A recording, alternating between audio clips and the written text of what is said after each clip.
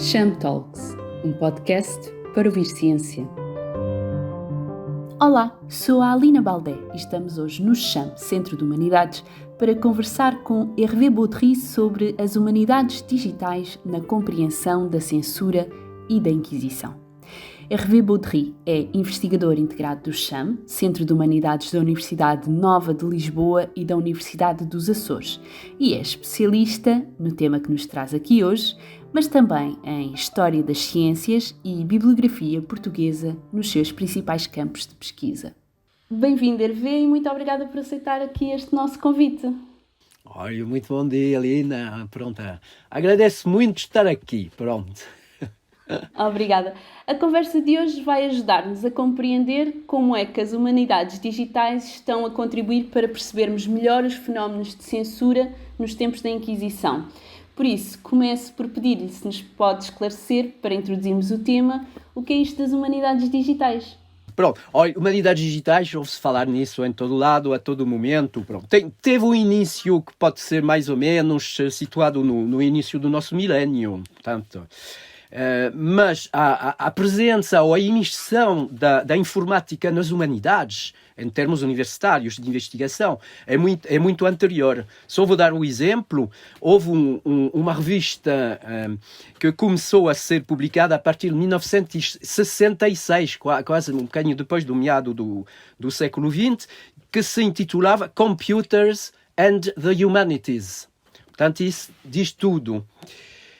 Eu vou dar duas definições que encontrei porque parecem-me bem situar a questão, mas são definições das humanidades digitais no quadro das ciências humanas, o que não é de estranhar. A primeira diz: as humanidades digitais são estímulo para o desenvolvimento de todo o potencial de investigação, ensino, publicação e divulgação das humanidades, através da incorporação de ferramentas, eis uma palavra-chave, fontes e métodos digitais. A outra, que é um bocadinho, vai no mesmo sentido. A outra definição refere à integração intensiva e multinível das tecnologias digitais em todos os processos de investigação, desde a recolha de dados até a sua publicação. Portanto, não vou resumir essas duas definições, são bastante claras, mas eu acabo constatando que as humanidades são, de facto, digitais. De facto, e já há bastante tempo, se fala de 66, não é? E na prática, como é que esta revolução digital tem contribuído para os avanços dos estudos sobre a censura e a Inquisição em Portugal? E talvez depois aqui também possamos aproveitar para falar um pouco mais sobre um dos seus projetos que coordena, que é o Traprinc. É isso mesmo. Olha, consegue dizer muito bem Traprinc, porque eu sei, dentro da nossa equipa, no início, parecia um bocadinho bizarro. Mas agora vai tornar-se uma palavra, pronto, espero, um bocadinho mais comum. Olha, para responder à primeira questão, houve os primeiros tratamentos informatizados de dados. Em particular, as duas primeiras bases de dados nos estudos inquisitoriais portugueses, que remontam ao final dos anos 80. Portanto, já tem mais de 40 anos. Uma base foi lançada por Robert Rowland, um sociólogo na altura que trabalhava na Fundação Carlos Gulbenkian, e a outra por Charles Amiel. Além dessas bases de dados pioneiras, claro, num plano geral, e com consequências em todas as frentes dos nossos trabalhos, há o acesso direto à matéria-prima, isto é, os livros e os arquivos. E acesso que foi tornado possível, claro, e continua a ser, pela digitalização. Quanto ao projeto Traprinc, olha, vou solutrar a palavra porque, escrevendo essa palavra em qualquer motor de busca, chega-se a todas as páginas que referenciam essa matéria. É uma palavra única, é uma sorte, não foi previsto, mas acaba assim, e muito bom. Portanto, é um acrónimo que é T-R-A-P-R-I-N-Q. Portanto, Traprinc é o acrónimo para transcrever os processos da Inquisição Portuguesa 1536-1821.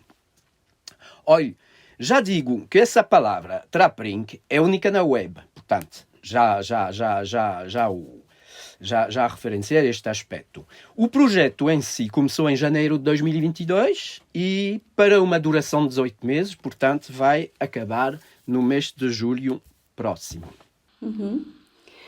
Então, e quais são os objetivos deste projeto de uma forma assim resumida? Resumindo, sem concluir, não está feito, é a criação de um modelo de inteligência artificial numa plataforma de paleografia digital que se chama Transcribus, com capa. Servirá para a transcrição automática dos processos da Inquisição Portuguesa. E não só. Relembro só as quantidades em jogo neste aspecto. Na totalidade são 40 mil processos, isto é, pelo menos entre 2 e 4 milhões de páginas. Tem 2 outros objetivos, que não são menores, mas laterais, digamos, é preparar o terreno para a edição, com a finalidade de ler e procurar, em inglês, read and search, dentro dos documentos. E, enfim, o modelo será de uso aberto na plataforma Transcribus. Portanto, o terceiro objetivo é refletir sobre como utilizar este modelo em termos organizacionais, principalmente. E quantas pessoas é que estão a trabalhar no projeto atualmente? Somos uma equipa luso-brasileira de 10 paleógrafos e historiadores, o que inclui também 2 bolseiras do CHAM. Está coordenada, portanto, por mim, essa equipa, e co-coordenada pela paleógrafa Susana Tavares Pedro, da Universidade de Lisboa. Gostava de poder falar de cada um dos membros desta equipa, que saúdo calorosamente daqui. Esta equipa está descrita no nosso caderno de investigações, que é publicado no portal openedition.org e que é intitulado E-Inquisition. Portanto, qualquer curiosidade sobre os membros da equipa, basta ir ao E-Inquisition. Muito bem. E que outros contributos relevantes traz para as humanidades digitais? Como já disse, as humanidades são digitais. Eu não falo em humanidades digitais, as humanidades são digitais. Mesmo uma publicação feita só em papel, o que hoje é raro e que se tornou um evento museológico, não é? E mesmo nesses casos resulta, de qualquer das maneiras, do uso de meios digitais. Da busca de informação até à pré-presse. Pronto. Os estudos inquisitoriais, de maneira geral, portam-se bastante bem. A paleografia digital vem, antes de tudo, equiparar, nas fontes primárias, os impressos e os arquivos. Sempre precisaremos de paleógrafos de formação. E penso mais do que nunca. Mas a transcrição automatizada, daquelas milhões de páginas, claro, entre outros, sempre precisaremos de paleógrafos. Mas a transcrição automatizada abre a via para a leitura e a consulta dos manuscritos aos não especializados. E isso facilita a participação de todos neste tipo de empreendimento. Isso é um aspecto absolutamente essencial. A fronteira que separa o manuscrito do impresso está cada vez menos um obstáculo. E isso é propriamente revolucionário dentro da chamada revolução digital.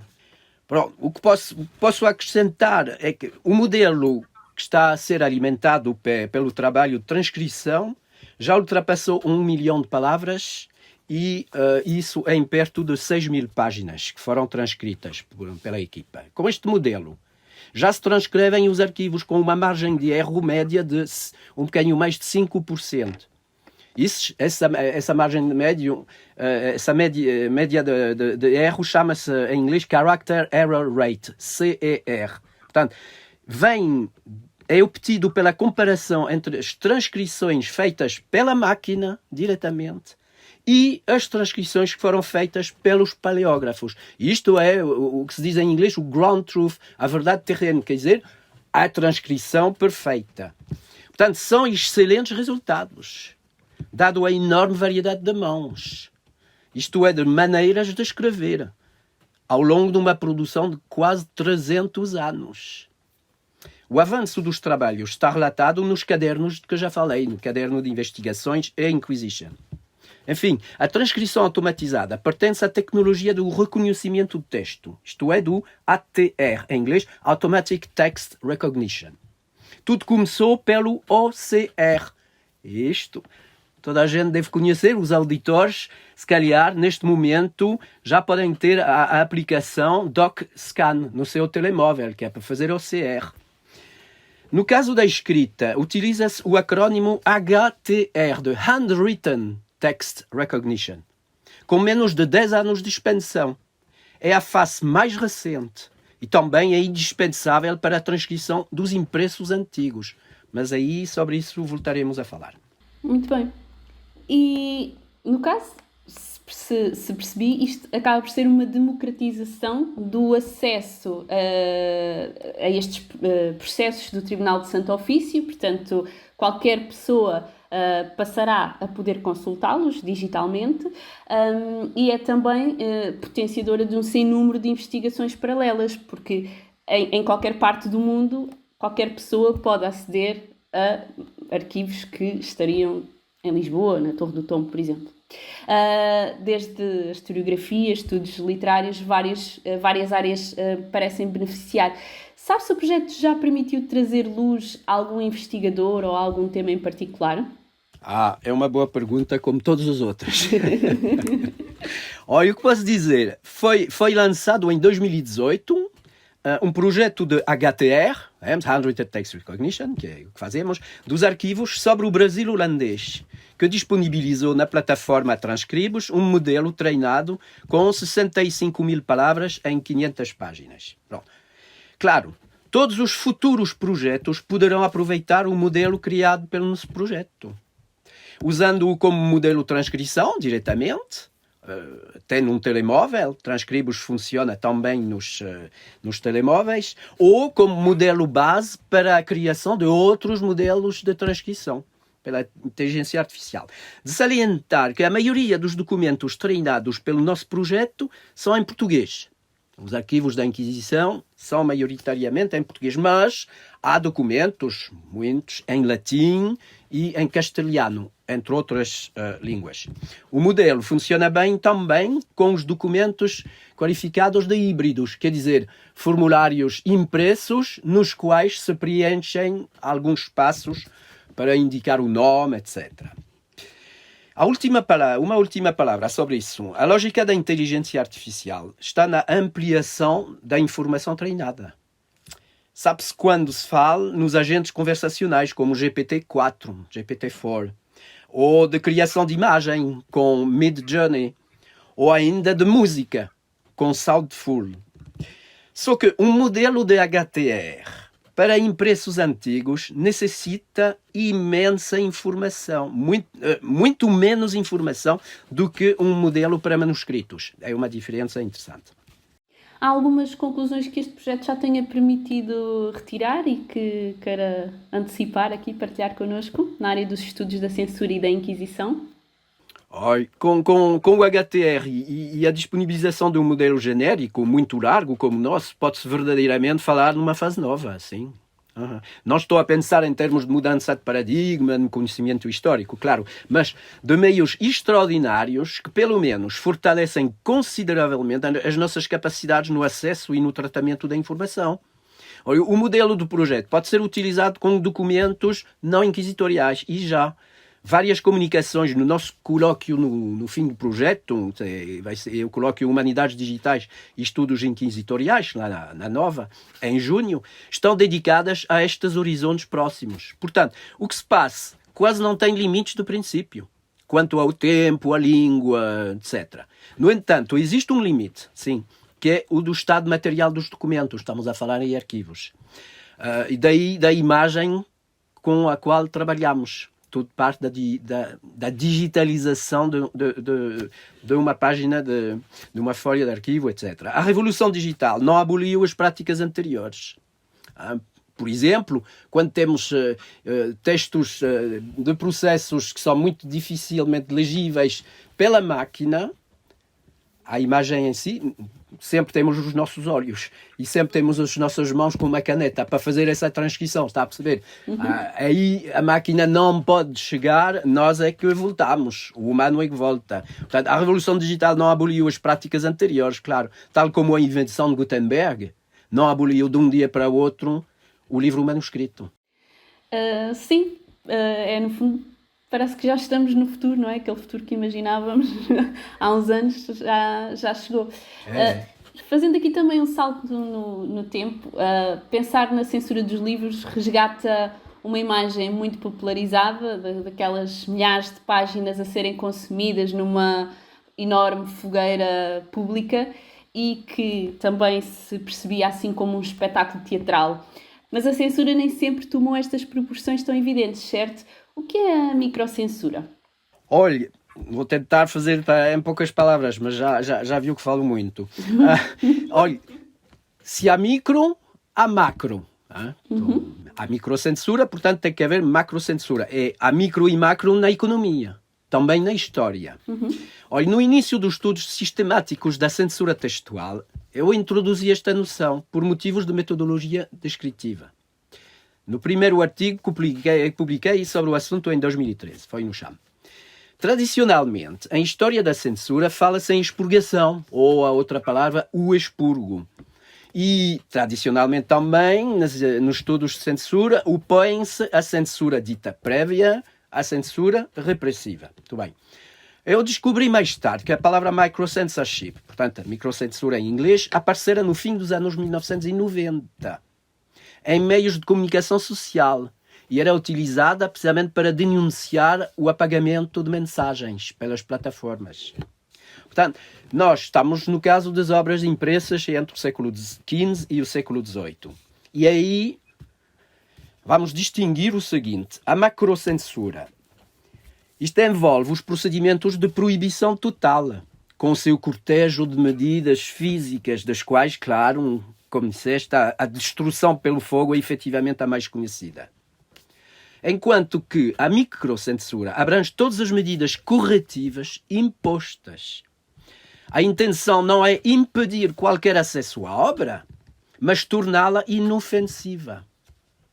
Estudar a microcensura na época da primeira modernidade, portanto, é estudar a extensão e a sistematização a um média novo, o impresso, também há manuscritos em casa, mas pronto, em escala menor. E estudar, portanto, a sistematização das modificações, e na maior parte são supressões, impostas a um texto, as palavras de um texto. Pode ser as imagens também. O instrumento-chave dessas burocracias sensórias são listas de autores e títulos, chamadas índices de expurgação, que vêm com as instruções para censurar os textos, desta maneira, para microcensurar os textos. E é aqui que os estudos de microcensura no antigo regime são fruto da revolução digital também. Porquê? O HTR permitiu-me criar, isso já foi há uns anitos, permitiu-me criar um modelo de transcrição automática dos índices portugueses do século XVI e XVII. E aquele do século XVII são mais de 1000 páginas, é 1 milhar de páginas. Portanto, atualmente, com a base de dados INDAP, numa palavra, consultável no website indexp.eu, ind-exp.eu, pode-se fazer a procura nas 26.000 instruções. 26.000 instruções que deviam ser aplicadas por um pessoal especializado em cada exemplar encontrado, apreendido e para tornar inofensivo, como disse. Este site está vocacionado para as bases que serão elaboradas com todos os outros expurgatórios, que faz muito. Em breve, a base INDAP, a base de dados utilizável online INDAP, permitirá a edição por investigadores e bibliotecários dos registros analíticos dos exemplares censurados existentes. Eram, de facto, muitas instruções para seguir, 26.000. Regressando à atualidade, em 2020, a Assembleia da República Portuguesa decretou que a 31 de março se passa a assinalar o Dia Nacional da Memória das Vítimas da Inquisição, para que, de uma forma simbólica, se reconheça a existência destas vítimas e as possamos recordar como tal. Acha importante assinalar este dia? Olha, acho sim, faz todo o sentido. Olha, o dia 31 de março de 1821 extinguiu-se a Inquisição Portuguesa. E isso antes da espanhola, 20 anos depois, e da romana, que só mudou o nome no início do século XX. nesta véspera de 25 de Abril. Posso dizer que a lei comemorativa foi votada 39 anos após a instauração da democracia neste país. Pode parecer tardio, como o reconhecimento do justo, o cônsul Aristides de Sousa Mendes, ou da injustiça contra o chamado apóstolo dos marranos, Artur de Barros Basto. A Inquisição portuguesa foi um elemento central da sociedade durante quase 3 séculos. Mas a diferença das suas congêneres de Itália e de Espanha fez da perseguição aos judeus, na metrópole como nas colónias, a sua obsessão. Um antissemitismo de Estado e da Igreja, em palavras e actos, sem comparação com os outros países da Europa Ocidental, e participando estou a citar a expressão da Comissão Teológica Internacional do ano 2000, no caldo de cultura que facilitou, entre outras coisas, o antissemitismo e a Shoah. Olha, basta relembrar que os acusados por judaísmo representam, nesses 40 mil processos que falei, cerca de mais de 70, entre 70% e 80% dos casos. Esta memória daquilo que foi bem mais do que uma longa guerra social, como disse um historiador, abrange milhares de pessoas, dos quais, injustamente, só mencionarei um. O advogado dramaturgo de sucesso, António José da Silva, chamado o Judeu, que foi executado em 1739, em Lisboa. Portanto, não é de vitimização que se trata. Francisco Betancourt, o historiador com trabalhos de referência no campo, exprimiu o ano passado, em 2022, portanto, uma mudança de atitude muito significativa perante o trabalho que fez anteriormente. E disse o Francisco Betancourt: vi os limites da abordagem institucional e organizacional na história da Inquisição. Eu precisei de olhar para esse processo histórico a partir de baixo, invertendo a minha perspectiva anterior. Olha, quando ele diz a partir de baixo, isso é a partir dos acusados, que são vítimas. Quais são, eu penso que mencionou alguns, os benefícios de assinalar este dia? E também mencionou aí uma data muito, muito importante, que é o 25 de Abril. Recordar que houve censura e vítimas da Inquisição recorda-nos que, se não estivermos atentos, estamos sempre em risco de repetir a história? Olha, isso é uma questão pesada e essencial. Olha, o que posso dizer é que falamos em comemorações. Portanto, comemorar o poeta, falei do Judeu, não é? O poeta legalmente assassinado, que é isso? É comemorar todos os legalmente assassinados da história. É todos os legalmente injustiçados da história. E comemorar, eu diria que é pró-memorar. Temos que nos lembrar do passado para o exorcizar do futuro. A história não se repete nem na forma de uma farsa ou de uma tragédia. Os actos é que se repetem. É muito fácil fazer como dantes. Nunca faltam os argumentos aos tradicionalistas. O que torna tão difícil o exorcismo é que as sociedades mudam tal como muda o exercício do poder, através de instituições públicas, não é? Assim, os métodos de sempre, a violência institucional ou a censura, acabam por surgir disfarçados. Retrocede-se a formas legais de violência extrema. Ninguém se deixa enganar enquanto o poder não consegue enganar-nos. Mas há países, hoje, claro, em que o engano funciona cada vez melhor.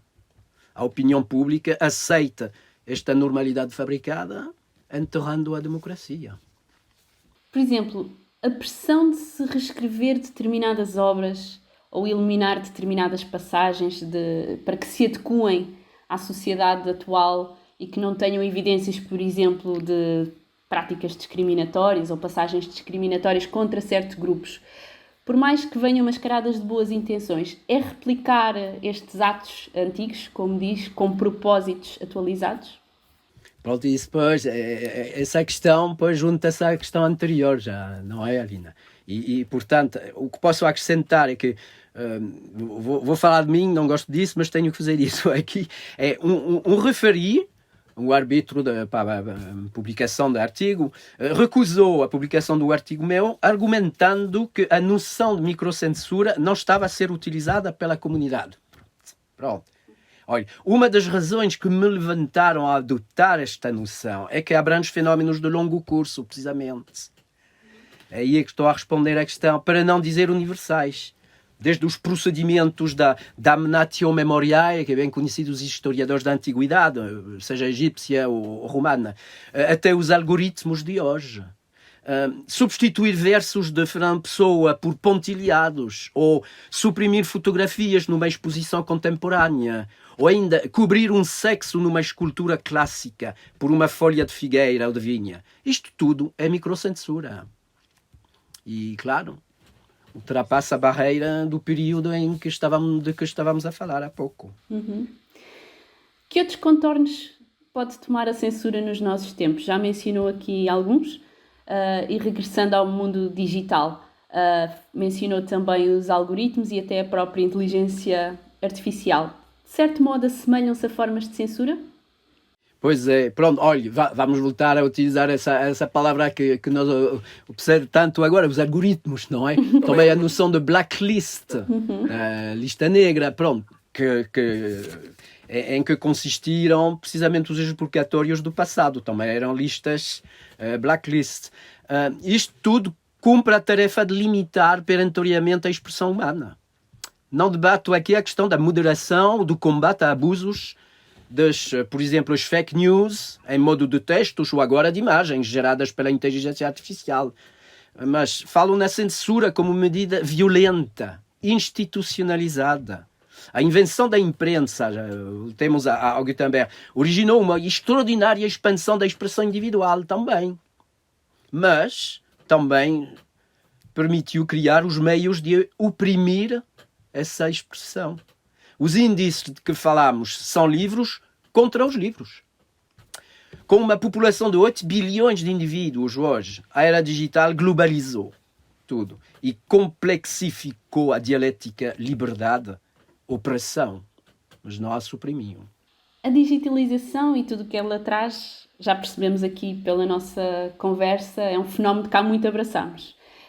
E permite-nos avançar de uma forma muito mais rápida no conhecimento, como ferramenta, como mencionava no início. Pergunto, para finalizarmos a nossa conversa, como é que será o RV do futuro? Isto é, consegue antecipar como é que se pode investigar daqui a 500 anos a nossa produção cultural e os nossos fenómenos de censura? E será que até vamos conseguir perceber o que é um conteúdo com uma autoria humana de um conteúdo criado ou produzido pela inteligência artificial? Qual é a sua opinião? Pois, olha, se me permites, vou fazer uma intervenção das perguntas. Claro. Pode ser, ok? Porque, pronto, vamos lá. Primeiro, a inteligência artificial é um produto da inteligência humana, não é? Certo. Quer dizer, da inteligência natural, vamos chamá-la de natural. Escapar-nos a essa inteligência humana ou natural o dia em que humanos com inteligência natural, claro, aproveitar-se-ão da inteligência artificial contra os seus semelhantes. E já aconteceu. Portanto, é uma questão de poder. Olha, vou contar uma história. Em 1532, o dominicano Vicente Valverde mostrou ao rei Inca uma Bíblia, dizendo que era a palavra de Deus. Olha, não ouvindo nada, Atahualpa, o rei, atirou o livro ao chão. Conclusão, seguiu-se o massacre do seu povo. Olha, podemos sentir-nos do lado deste rei, ao ouvir falar nos poderes infinitos, não da palavra de Deus, mas da inteligência artificial. É verdade. Por outro lado, não estamos do lado precisamente dos assassinos do seu povo, porque nós temos a arma da razão. Fabricam-se textos, premiam-se fotografias, vendem-se discos de música algorítmica, muito bem. Isto tudo é uma produção mecânica que tende, é verdade, para a ilusão perfeita. Portanto, é um grande desafio para todos nós, na pedagogia, na política, etc. As armas da razão contra as seduções e as facilidades da máquina. É a minha única, resposta possível sobre isso. Mas para voltar à primeira questão, olha, acho que daqui a 500 anos terá acontecido o meu fim. Acho que pode ser uma afirmação sem grande risco. sem entrar nas condições sine qua non do tipo, olha, será que ainda haverá humanos no planeta? Não vamos entrar por aí, não é? Mas pronto. É provável que o nosso hoje será o arquivo do amanhã. No painel que vou animar na conferência do CHAM em julho, haverá comunicações sobre os arquivos digitais. Olha, no nosso projeto Trapring, trabalhamos com arquivos digitalizados. E isto faz toda a diferença. Olha, posso, no entanto, prever, vamos lá com a bola de cristal, vou prever que se pensava meio milénio antes, lá estou daqui a 500 anos, meio milénio antes desses 500 anos, quer dizer, em 2020, pensava-se que era impossível transcrever todos os processos da Inquisição Portuguesa. Portanto, posso prever, daqui a 500 anos, que todos os processos da Inquisição Portuguesa, em estado de o ser, claro, terão sido transcritos e editados. Olha, e também, para acabar, que num sítio por definir, um muro apresentará gravados os nomes de todas as vítimas. No entanto, esta última visão, já temos os meios humanos suficientes para que seja concretizada mais cedo. Que bom. Hervé, muito obrigada por esta conversa tão esclarecedora e tão positiva sobre o futuro, que na verdade até já está a acontecer, não é? Agradeço imenso. É isso. Eu também, Helena. Muito obrigado. Obrigada também a quem está desse lado.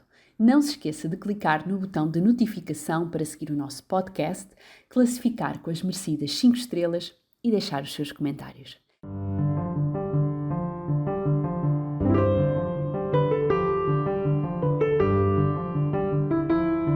Desta vez falámos com Hervé Baudry, doutorado em Literatura Francesa do Renascimento e agregado em Literatura e Civilização Francesas.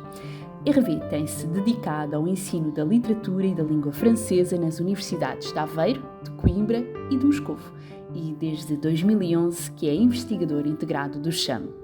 Em breve regressamos com mais conversas sobre ciência. Até lá! CHAM Talks, um podcast para ouvir ciência.